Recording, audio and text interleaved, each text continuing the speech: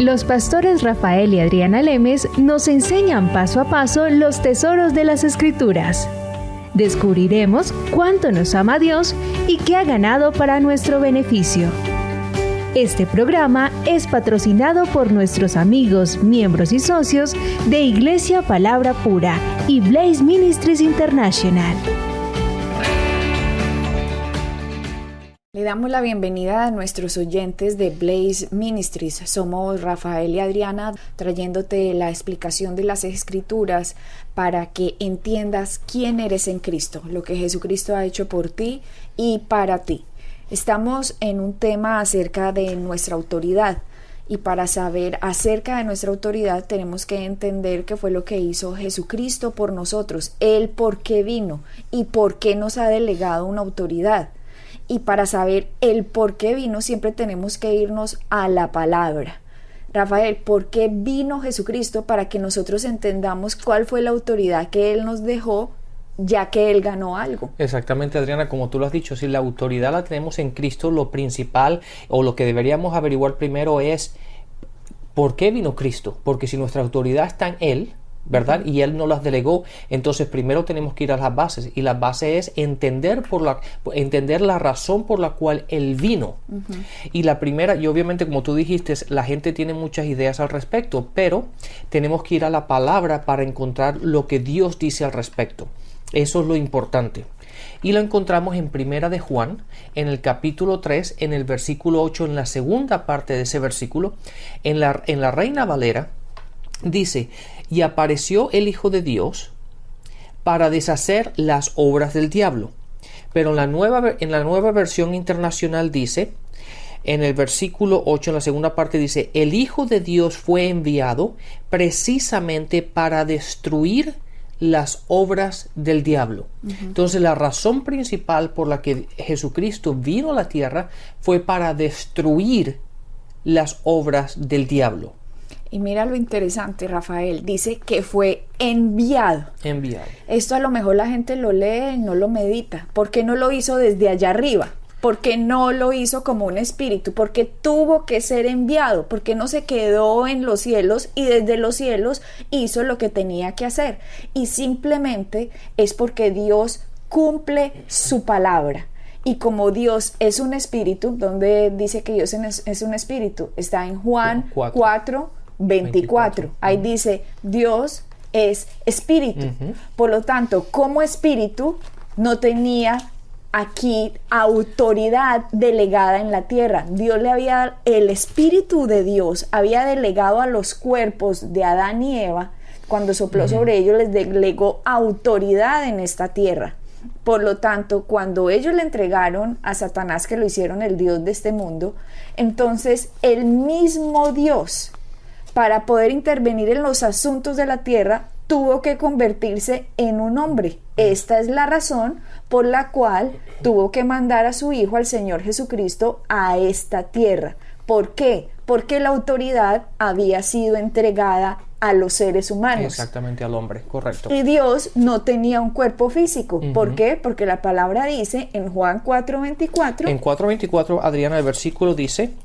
Juan 4:24 dice: Dios es espíritu y quienes lo adoran lo deben hacerlo en espíritu y en verdad. Entonces la palabra nos dice Dios es espíritu, pero como ya la autoridad había sido dada a los seres humanos, entonces para Dios entrar en los asuntos de los seres humanos, por eso la palabra dice que envió a su Hijo Jesucristo a destruir las obras de Satanás. ¿Por qué? Porque legalmente el ser humano aquí era el que tenía el poder sobre esta tierra, y para el ser humano otra vez retomar la autoridad que el primer Adán había perdido, Dios mismo se hizo, la palabra dice, se hizo carne. Exactamente. Adriana, date cuenta, estás diciendo unas cosas muy interesantes y la gente a lo mejor toma estas cosas como si fuese algo muy simple. Y sí, eso ya lo sé, pero tenemos que darnos cuenta de algo, que Dios, fíjate cómo Dios funciona. Dios, por haber sido Dios o por ser Dios, Él simplemente pudo haber dicho, mira, ¿sabes qué? Esto se acabó y yo voy a retomar lo que es mío. El diablo se metió aquí y no se debió haber metido, por lo tanto yo voy a hacer lo que iba a hacer desde un principio y se acabó todo. Pero date cuenta que como actúa Dios, Dios mismo, aunque Él lo puede hacer y lo pudo haber hecho, no lo hizo. ¿Por qué? Porque Él respeta su propia palabra. Dios no miente, y cuando Exacto. Dios hace algo, Él mismo cumple lo que su palabra fue enviada a hacer. Eso nos habla de la importancia de entender que cuando Dios dice algo, no importa de las circunstancias que estén a nuestro alrededor, no importa lo que esté pasando, no importa aquellas cosas que nos estemos enfrentando, si su palabra lo dice, Dios lo va a hacer, porque desde un principio esa misma ley ha estado funcionando consecutivamente en el transcurso de los siglos. Y Dios no pudo haber salvado a la humanidad de ninguna otra manera. Mientras no obtuvo un cuerpo humano, Dios estuvo limitado en lo que podía hacer. ¿Por qué? Porque Él trató de actuar a través de la gente, pero todos en alguna manera estaban corrompidos, engañados o controlados por el diablo. ¿Por qué? Porque desde la caída de Adán fue el ser humano vendido al pecado, fue vendido a su dios Satanás. Entonces no había ninguna persona en esta tierra sin pecado. De hecho, en Ezequiel 22:30 dice: busqué entre ellos hombre que hiciese vallado y que se pusiese en la brecha delante de mí a favor de la tierra, para que yo no la destruyese, y no lo hallé. Vio que no había hombre y se maravilló que no hubiera quien se interpusiese, y lo salvó su brazo y le afirmó su misma justicia. ¿Por qué? Muy sencillo. Porque el hombre estaba vendido al pecado. Por lo tanto, la sangre del ser humano estaba continuamente hacia el mal, porque éramos herederos de pecado, venimos de Adán y Eva. Entonces, ¿qué pasa con Jesucristo? Al Jesucristo entrar puro en esta tierra, Él es el último Adán, y dice la palabra que vino a deshacer las obras del diablo, a destruirlo. Entonces, ese fue su propósito, y ciertamente lo ha destruido. ¿Cómo? Lo destruyó en la cruz, en la cruz de Cristo, a través de su sangre, a través del cuerpo, a través de su sacrificio, a través de su muerte como cordero inmolado, fue llevado a la cruz y no abrió su boca. Ese tema lo estudiamos a más profundidad en los programas iniciales. Date cuenta, Adriana, fíjate lo que acabo de decir. La gente que nos está oyendo tiene que prestar mucha atención. El propósito por la cual Jesús vino, el propósito de Jesús fue ir a la cruz.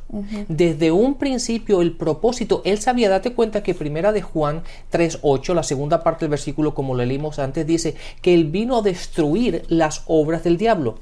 De la única manera como Él pudo haber destruido las obras fue por medio de la cruz. Entonces el propósito principal por el cual Jesús vino a esta tierra fue para ir a la cruz. Pero tenía que venir como un hombre. Exactamente. O sea, ¿por qué? Porque los hombres tenían la autoridad, pero la autoridad se la habían dado al diablo. Pero ahora Jesucristo viene como hombre y no peca. Dice que no peca, fue obediente hasta la muerte, hasta muerte de cruz, dice el Nuevo Testamento.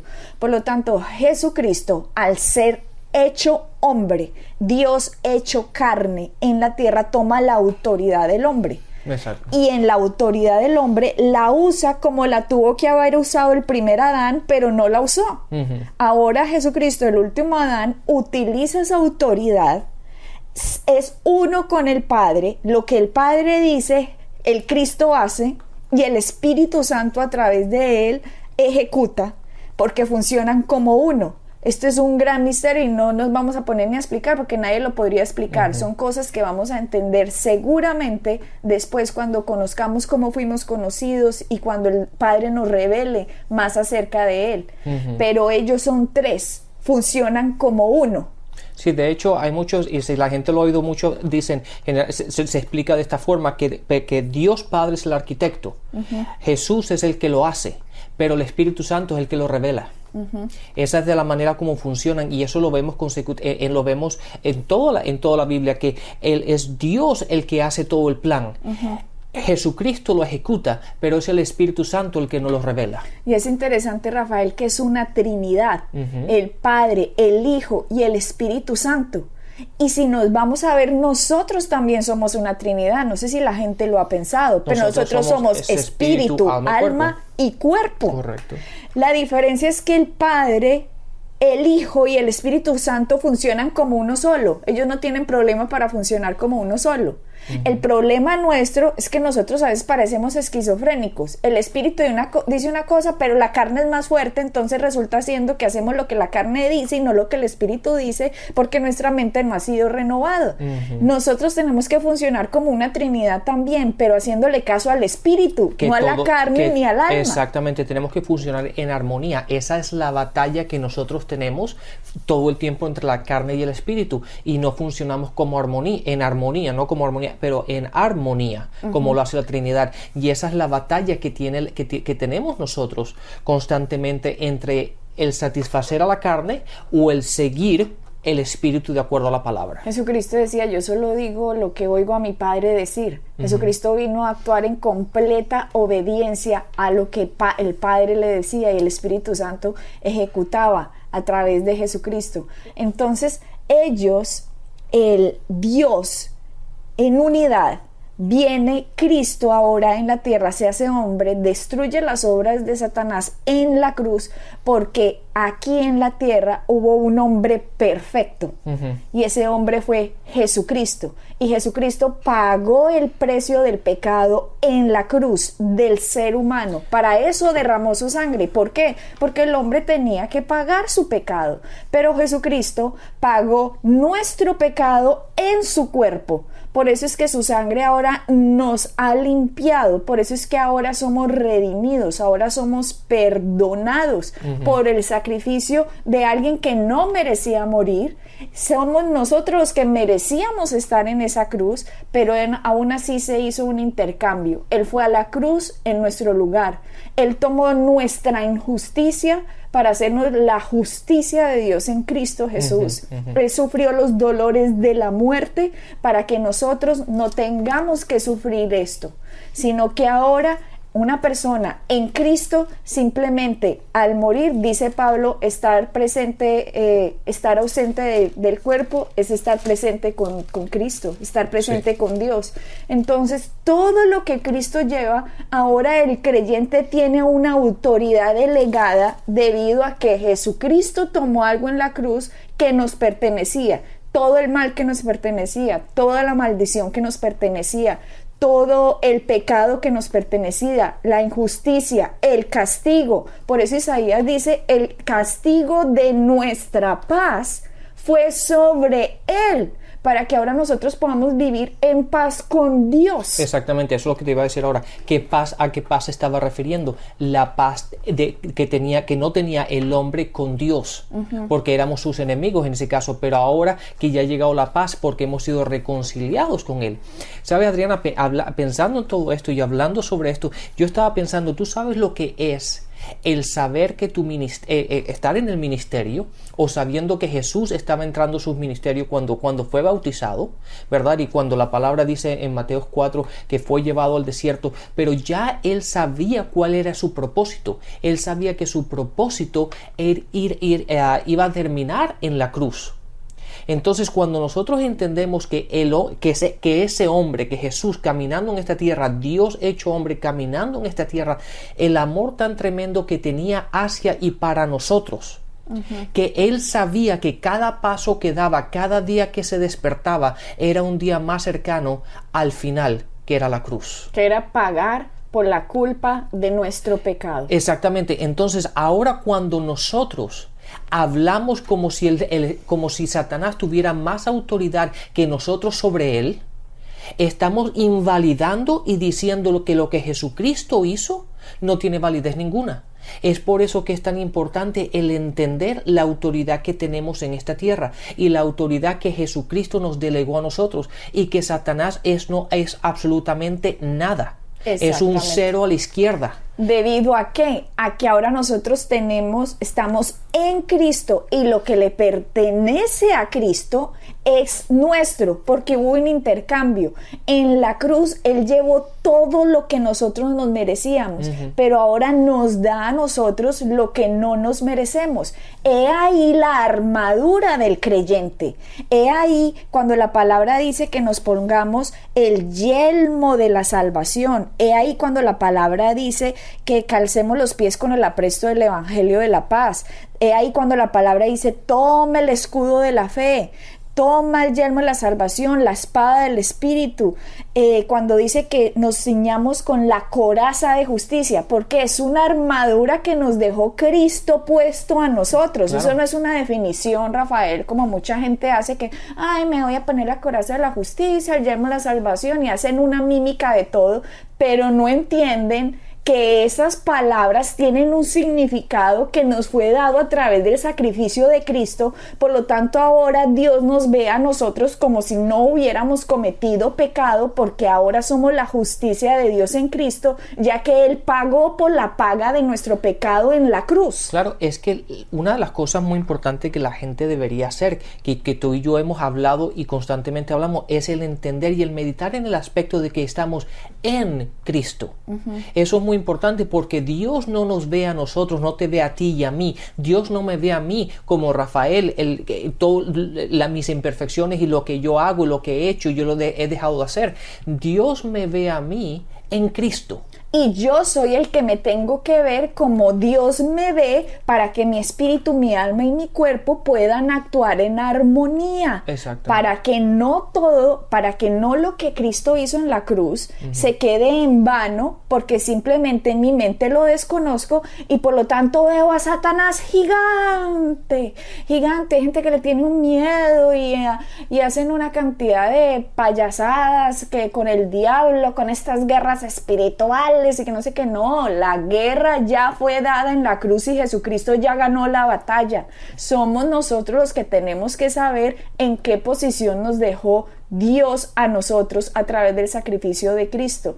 Y en ese sacrificio que Jesucristo hizo, una de nuestras armas más poderosas es la justicia de Dios. Fuimos hechos la justicia de Dios en Cristo Jesús. Y la justicia, Adriana, expliquemos lo que significa, o la definición de justicia, es simplemente ser justificado. Y ser justificado básicamente es que Dios te ve a ti por lo que Jesucristo hizo. Es así de sencillo, sin complicarlo más. Hemos sido justificados por el trabajo que Jesucristo hizo en la cruz. Por lo tanto, tú y yo hemos sido justificados en la cruz. Pero cuando yo no me veo de acuerdo al sacrificio que Jesucristo hizo en la cruz, sino que me veo yo, Adriana, con mis imperfecciones, Satanás está viendo que yo no me estoy viendo de acuerdo al sacrificio que Jesucristo hizo. Y es ahí cuando me puede atacar. Cuando yo no tengo la coraza de justicia, es cuando yo no soy consciente de que yo fui perdonado por la sangre del Cordero, que Él no solo cubrió mi pecado, sino que lo limpió completamente. Ahora, como decía David en un salmo, que bienaventurados a los cuales no se les tendrá en cuenta sus pecados. David estaba profetizando acerca de nosotros, sino que el cristiano hoy en día, Rafael, no lo sabe. Por lo tanto dicen, me pongo la coraza de justicia, pero no la entienden. Ellos se ven a sí mismos pecadores, se ven a sí mismos miedosos, se ven a sí mismos condenados, culpables. Dios está contra mí, Dios me va a castigar. Tienen como este miedo y por lo tanto la fe no funciona, porque Satanás sabe que no entienden lo que Cristo ha hecho por ellos. Claro, mucha gente se pasa a las confesiones y simplemente esas confesiones parecen que fueran unos ritos que se dicen, pero que no son efectivos. Y es simplemente la razón por la cual es que lo dicen sin poder, y el poder está en el conocimiento de lo que están diciendo. Entonces, cuando dicen, si me pongo la coraza de la justicia, ¿qué significa eso? ¿Qué significa la coraza? ¿Qué significa esa justicia? Y la justicia simplemente es como Dios te ve a ti. Sí, ¿qué significa? Que Jesucristo lleva ese pecado para darme su justicia, porque Él fue el único que ganó justicia por haber cumplido toda la ley. No existe un ser humano en esta tierra que haya cumplido toda la ley, sino solo Jesucristo. Jesucristo es el único que puede ser llamado justo debido a que fue perfecto. Y como ese perfecto, Cordero perfecto, fue a la cruz por nosotros, esa perfección de Él nos la regaló a nosotros para Él llevar la imperfección nuestra en la cruz. Exacto. Si nosotros no entendemos la cruz, no vamos a entender para nada esa armadura de Dios. Por eso Pablo en Efesios empieza diciendo en el primer capítulo: oro para que sepan, oro para que entiendan lo que Cristo ha hecho. Y más adelante en Efesios, capítulos más adelante en su carta, él dice: ahora pues estén firmes contra las acechanzas del diablo, poniéndose la armadura de Dios. ¿Cuál es la armadura? Lo que Cristo ganó para nosotros, lo que nos dejó como herencia. Y el mismo Pablo nos dice que esa armadura es porque nosotros tenemos no lucha contra carne y sangre, sino contra principados, contra potestades, contra los gobernadores de las tinieblas de este siglo, contra huestes espirituales de maldad en las regiones celestes. O sea, Satanás anda buscando que usted no entienda su armadura, o sea, su herencia en Cristo, para poder meterse en su vida y que usted no entienda, no sepa y por lo tanto coseche lo que Satanás quiere que usted coseche en su vida, y que usted no obtenga la bendición que Cristo ya ganó, a pesar de que es su herencia. Pero usted no puede recibir algo de Dios si usted no pone su fe, si usted no pone su creencia en lo que Él hizo por usted. ¿Sabes qué? Una herencia, por ejemplo, Adriana, cuando tú estás hablando de estas cosas, hay que poseerlas. ¿Por qué? Porque una herencia, alguien te puede dejar una herencia, pero si tú no vas al banco y la cobras, el cheque o el papel o el documento lo puedes tener en tu poder, que puede valer millones de dólares o millones de pesos o millones de cualquier moneda en el país donde estés, pero si tú no vas y lo cobras, eso no sirve para nada, es simplemente un papel. ¿Es así o no? Entonces, lo que es importante en todo esto es no solamente el conocimiento, pero la aplicación de ese conocimiento. Y muchas veces la gente camina con este tipo de confesión y con este tipo de cómo ellos se ven, y no entendiendo que ellos tienen que adquirir, tienen que poseer, tienen que obtener aquello que ha sido dado a nosotros. Y de la manera como lo hacemos es por medio de la aplicación de este conocimiento del cual tú estás hablando. ¿Tú te imaginas? Yo sé que con este ejemplo voy a bajar mucho lo que estamos hablando, lo que estamos en Cristo, pero tú imagínate que una pareja que se acaba de casar y el hombre es súper rico, súper millonario y tiene tremenda casa y todo esto, y entonces le pide la mano a la mujer, se van y se casan, pero después él le dice: bueno, ahora ya nos casamos, pero ahora tú vete a tu casa y yo me voy a la mía porque esta es mi casa. No, en el momento en que ellos se casan, en el momento que los dos dicen: sí, yo acepto el uno al otro, la casa de él le pertenece a ella. Y entonces ellos van a la casa, ella está en su casa. Es de la misma manera, cuando nosotros aceptamos a Cristo y estamos en Él, Dios nos ve a nosotros basado en lo que Cristo ha hecho. Por lo tanto, nosotros somos justos, somos perfectos, estamos limpios delante de Él. Por lo tanto, debemos caminar desde ese punto de vista y no basado en lo que la gente nos dice a nosotros, la opinión del mundo. No, la opinión tiene que estar basada siempre en lo que dice las Escrituras y como Dios nos ve a nosotros. En Efesios 6, del 10 al 11 dice: por lo tanto, hermanos míos, fortaleceos en el Señor y en el poder de su fuerza. Otra vez, hermanos, oyentes, usted que está en la radio, fortalezcase en el Señor. ¿Qué significa eso? Cristo hizo algo en la cruz para dejarle a usted una herencia, por lo tanto, piense, medite, reciba la herencia. Poséela, tómela, atrápela, póngasela. Ese es usted es lo que Cristo ganó por usted. Entonces después dice en el 11, Efesios 5:11, Efesios 6, vestíos de toda la armadura de Dios para que podáis estar firmes contra las acechanzas del diablo. La palabra acechanza se las voy a leer en un diccionario.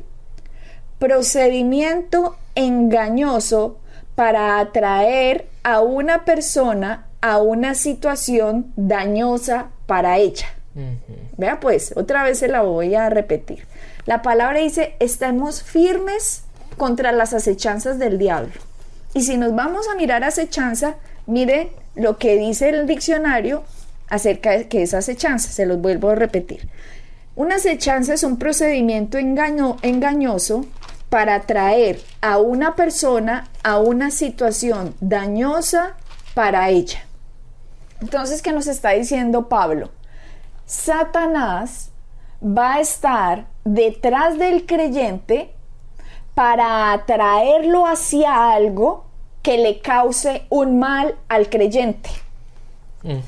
Entonces Pablo dice, para que ustedes se liberen de eso, para que ustedes no caigan en esas maquinaciones, ustedes deben estar muy conscientes de la herencia que Cristo les ha dejado, porque esas acechanzas del diablo, o sea, él pone el diablo y pone principados, potestades, gobernadores de las tinieblas, huestes espirituales de maldad en las regiones celestes. Le está diciendo, todo ese mundo espiritual está buscando a usted atraerlo a una situación dañina para usted.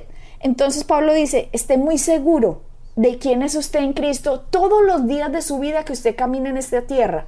Entienda cuál es la herencia de lo que Él ganó para usted. Véase a sí mismo usted. Véase con esa armadura que Él le dio, para que cuando ese engaño venga a través de una persona, a través de una situación, a través de, no sé, una circunstancia, a través de un pensamiento, a través de una noticia, a través de lo que sea, ¿qué está tratando Satanás de hacer? Atraparlo a usted, su mente. Está haciendo lo que usted medite en esa situación o en esa circunstancia para que usted se salga de la armadura que Jesucristo le ha dejado a usted como herencia y se vea usted en usted y no en Cristo. Así es. Y cuando usted empieza a pelear sus batallas en sus fuerzas, usted va a perder en contra de Satanás.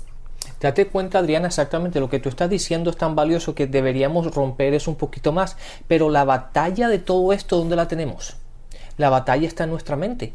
Toda esta batalla, todo lo que estás diciendo, toda esa explicación tan tremenda que acabas de dar, todo eso ocurre en nuestras mentes. Es por eso que tenemos que renovar el conocimiento, es por eso que tenemos que tener la palabra de Dios en nosotros para saber cómo actuar cuando todos estos pensamientos nos vengan. Porque de la abundancia del corazón, la boca habla. Entonces es importante todo este proceso que tú acabas de decir, todo eso ocurre en un solo sitio y eso es en nuestras mentes. Vamos a seguir estudiando sobre este tema, Rafael, para que si nuestros oyentes captan lo que estamos hablando, Rafael, tenemos una batalla inmensa ganada en nuestro ministerio, porque el creyente va a entender cuál es su posición en Cristo y que se debe mirar a él mismo de acuerdo a la herencia que ganó en la cruz por lo que Cristo hizo. Bueno, así que caminen en victoria, bendiciones y hasta la próxima. Bendiciones. Pueden bajar nuestras enseñanzas en www.iglesiapalabracura.com y visitarnos en nuestra sede en la calle 21326.